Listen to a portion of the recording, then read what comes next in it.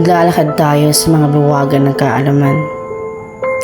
Isang lugar ng walang katapusang posibilidad. Ngunit nakatago sa loob ng mga pader na ito. Isang tahimik na banta ang nagbabanta. Isang kadena na nagbubuklod sa mga batang pag-iisip.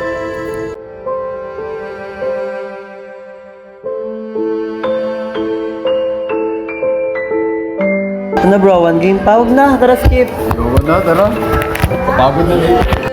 Impluwensya ng mga kaibigan. Isang malakas na puwersa na maaaring magpaligaw sa atin. Mga gawaing naghahatid ng panandaliang saya. Sa isang iglap, nakalimutan ang ating mga pangarap.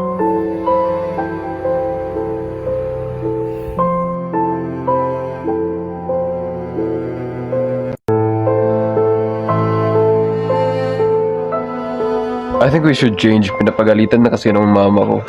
Agree ako dyan pre. Mababandan ka mga grado ko.